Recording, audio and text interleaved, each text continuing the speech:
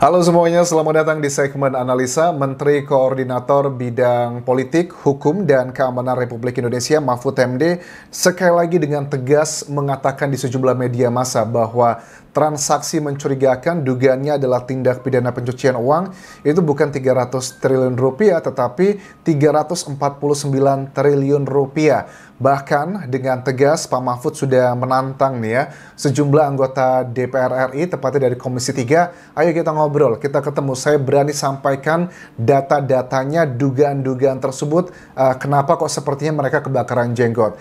Kenapa Komisi 3 DPR RI kesannya emosional dan juga kebakaran jenggot, akan aku jabarkan dalam video kali ini, tetapi kalian juga harus tahu, rencana pertemuan yang awalnya itu adalah di hari Senin, 20 Maret 2023, diundur menjadi tanggal 24. Kemudian diundur lagi. Ini nanti rencananya adalah di hari Rabu 29 Maret 2023. Mudah-mudahan ini nggak diundur lagi nih sama Komisi 3 DPR RI. Kenapa seperti itu sih? Kalau memang beliau-beliau merasa yang dikatakan oleh Mahfud MD itu hanyalah sekedar mencari panggung karena ada tujuan-tujuan politis. Katanya Mahfud MD dugaannya mau mencalonkan diri sebagai ya di pemilihan presiden nanti dan sebagainya. Tetapi bagi aku pribadi, kalaupun itu benar, seandainya Mahfud MD memang menggunakan ini sebagai alat politik dia agar terkenal, agar meningkatkan elektabilitasnya dia, aku sih nggak masalah, fine-fine aja. Karena efeknya,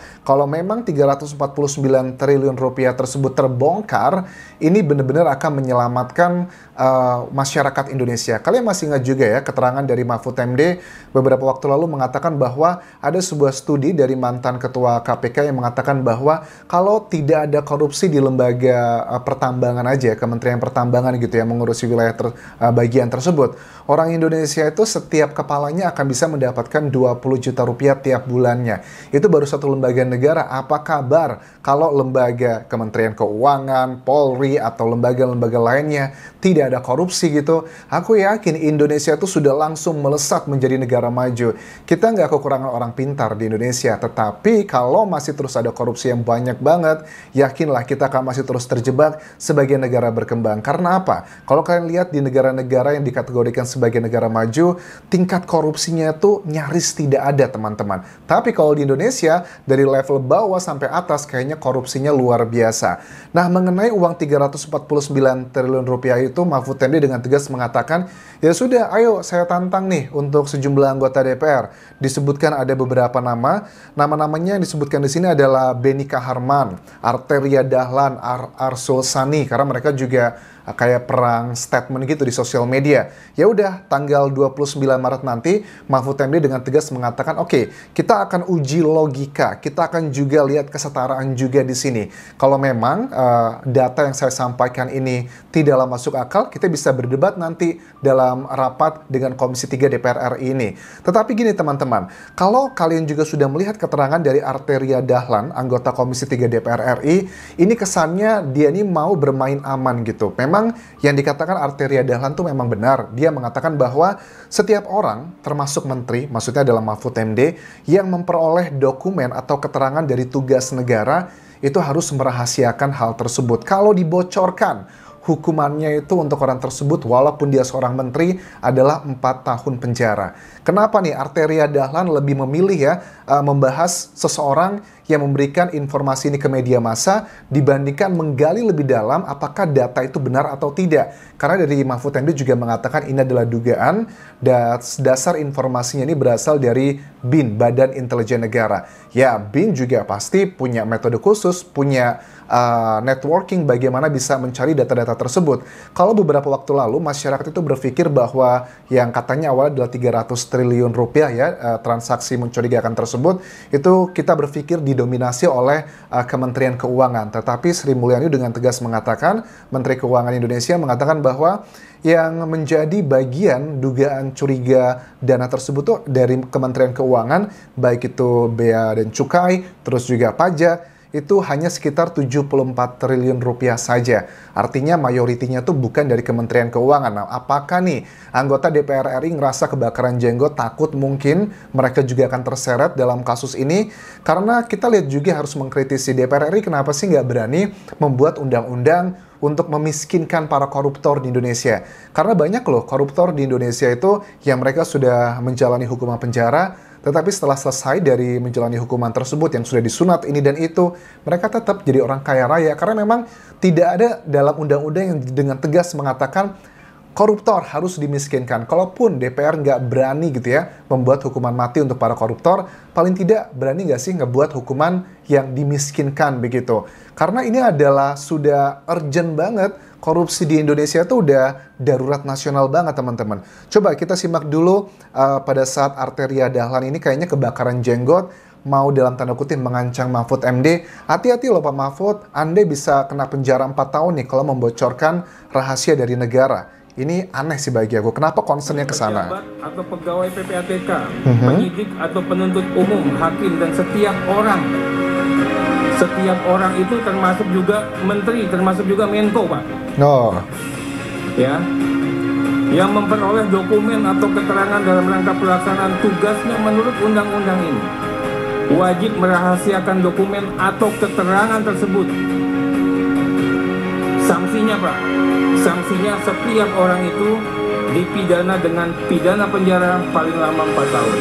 Tuh, langsung ditakut-takuti sama pidana tersebut. Tapi gini ya, Mahfud MD juga, aku bisa mengamati dari beberapa kasus terakhir ini, bahwa kenapa Mahfud MD menyampaikan ini ke media massa, karena kalau Mahfud MD hanya menyampaikan temuan dari BIN tersebut, Badan Intelijen Negara, hanya ngobrol dengan anggota DPR, hanya ngobrol dengan instansi terkait, itu kasusnya nggak akan selesai, nggak akan didengarkan. Tetapi kalau Mahfud MD menyampaikannya ke media massa, ke sosial media, akan terjadi kegaduhan dan viral di Indonesia, itu akan mendapatkan perhatian dari orang-orang yang terkait termasuk juga masyarakat. So no viral, no justice is really happening di Indonesia. Statement dari Mahfud MD ini di akun Twitternya.